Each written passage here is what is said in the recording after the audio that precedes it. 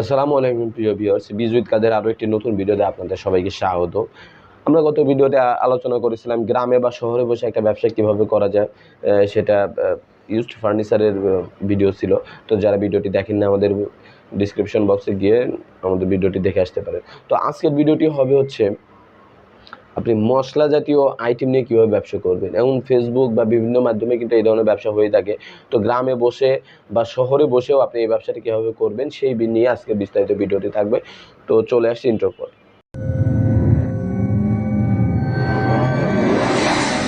তো আপনারা জানেন যে রান্নার কাজে বিভিন্ন ধরনের মশলার প্রয়োজন হয়। সেটার কোনো আইটেমের শেষ নেই।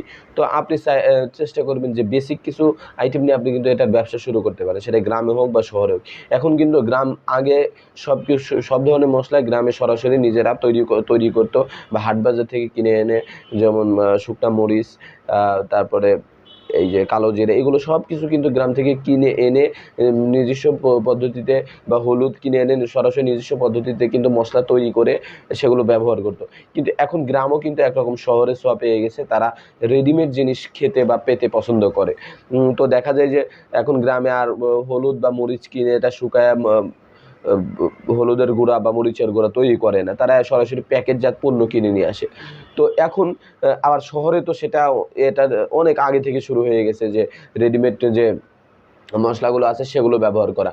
এখন আপনি যদি গ্রামে হন, তাহলে এই যে নতুন ধারার যে চাহিদাটা, অর্থাৎ রেডিমেড মশলা যেটা এখন নতুন চাহিদা তৈরি হয়েছে গ্রামে, সেটা আপনি শুরু করতে পারেন। সেটা কীভাবে করবেন?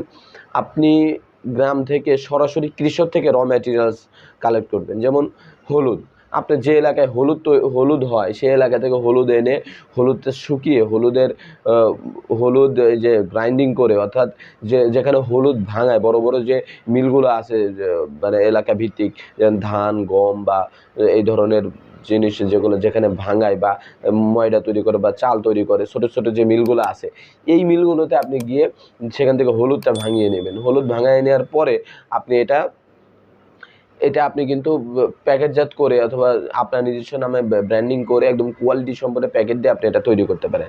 অথবা আপনি শুকনা মরিচ আপনি এখানে সরাসরি হাট বাজার থেকে ক্রয় করবেন, অথবা কৃষকদের থেকে ক্রয় করে সেই একই মিলে, যেখানে আপনি হলুদ ভাঙিয়েছেন বা হলুদ গ্রাইন্ডিং করেছেন, সেই মিল থেকে আপনি মরিচও গ্রাইন্ডিং করবেন।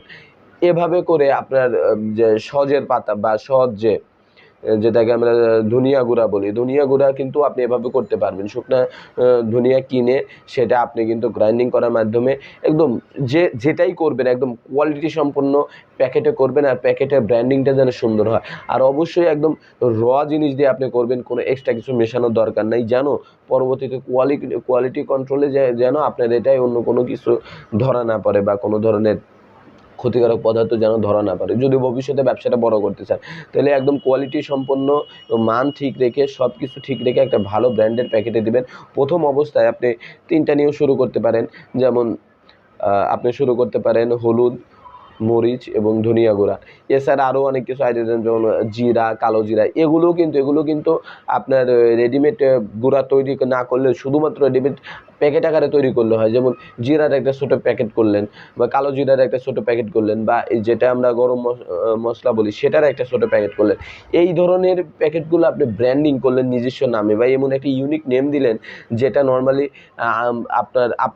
আপনার লোকাল নামের সাথে যায় না, যেটা আপনার মোটামুটি একটা ব্র্যান্ডের মতো মানুষ নিতে আগ্রহী হয়। তো এরকম ৩-৪টা আইটেম যখন আপনি নিজে বাড়িতে, বা গ্রাইন্ডিং করে আনা মশলা বা এই যে কাঁচামালগুলো আপনি কিনে এনে নিজের বাড়িতে যখন এগুলো ব্র্যান্ডিং করা প্যাকেটে আপনি নিজে প্যাকেট করবেন, প্যাকেট করে এটা 10টা বা 12টা বা 20টার একটা, নর্মালি 12টার করে একটা বক্স অথবা লম্বা যে পাতা হয় সেটা করবেন। সেটা করার পরে আপনার যে আশেপাশের দোকানগুলো আছে তাদের কাছে দিবেন।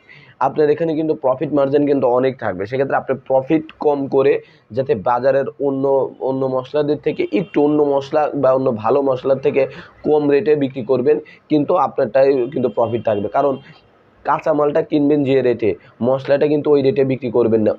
এই শুধুমাত্র প্যাকেজিং করার জন্য প্রায় ডাবল ভ্যালু অ্যাড হয়ে যায়। তো এই জন্য আপনি প্রথম দিকে লাভ খুব সীমিত করবেন, সীমিত করে আপনার মশলাটা একটা প্রচারণা করবেন। অবশ্যই আমি বারবার বলছি কোয়ালিটিটা ঠিক রাখবেন, সেক্ষেত্রে কিন্তু আপনার চাহিদাটা তৈরি হবে। তো আপনার এলাকায় যেগুলো দোকানগুলো আছে প্রত্যেকটা দোকানে দিলেন, প্রথমে 12 প্যাকেট বা 1 ডজন করে দিলেন, প্রত্যেকটা মশলা আইটেমে 1 ডজন করে দিলেন। প্রয়োজনে আপনি একটা সেলফ আকারে তাদেরকে দিলেন যে এইগুলো এখানে আমার মালগুলো থাকবে, আপনি বিক্রি করবেন। তো তাদের প্রফিট মার্জিনটাও একটু বেশি দিবেন, আপনারটা থেকে তাদেরকে অবশ্যই অনেক বেশি দিবেন যেন তারা আগ্রহী হয়। তো ওইভাবে করে আপনি এলাকার প্রথমে 10টা দোকান ধরেন, 10টা দোকানে সব আইটেম যদি 5টা যদি আইটেম থাকে, আপনি 60 প্যাকেট যদি দেন, প্রতি সপ্তাহে যদি তারা বিক্রি করতে পারে, আপনার কিন্তু প্রফিট মার্জিন থাকবে। যখন আপনার এলাকায় একটা আপনার ব্র্যান্ডের একটা পরিচিতি বেড়ে যাবে, আপনার নিজের পরিচিতি না, আপনার ব্র্যান্ডের পরিচিতির কথা বলছি, যেখানে আপনার ব্র্যান্ডটার পরিচিতি বেড়ে যাবে, তখন কি করবেন, তখন এইটা আপনার আশেপাশের শহরগুলোতে এটা ছড়ানোর চেষ্টা করবেন। আশেপাশে যে শহর, যেমন আপনার হাট বাজারের নিকটবর্তী বাজারগুলোতে আপনি এটা পৌঁছাবেন। তো এভাবে করতে করতে কিন্তু আপনি একটা সময় আপনার ব্র্যান্ডের একটা ব্র্যান্ড ভ্যালু তৈরি করে ফেলতে পারে, এবং চাইলে আপনি শহরে, এবং ঢাকা শহর বা বিভাগীয় শহরগুলোতে আপনি ব্যবসা করতে পারেন। পরবর্তীতে আপনি এইটার চাহিদা বুঝে আপনি সরকারি যে নিয়ম নীতিমালা আছে সেগুলো নিয়ে বড় পরিসরে আপনি কিন্তু এই ব্যবসাটা শুরু করতে পারেন, যেটা আপনার একটা ভবিষ্যতে একটা বড় ইন্ডাস্ট্রি হিসেবে গড়ে তোলা সম্ভব।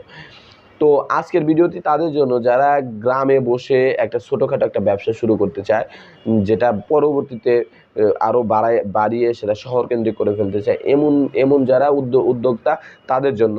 তো এ ব্যাপারে আরও কোনো বিস্তারিত কিছু জানতে চাইলে আমাদের কমেন্ট করতে পারেন, অথবা সরাসরি আমার সাথে যোগাযোগ করতে পারেন। আমার ডিসক্রিপশন বক্সে আমার হোয়াটসঅ্যাপ নাম্বার দেওয়া আছে, সেখানে যোগাযোগের মাধ্যমে সরাসরি আমার সাথে কথা বলে যে কোনো বিজনেস সম্পর্কে আলোচনা করতে পারেন।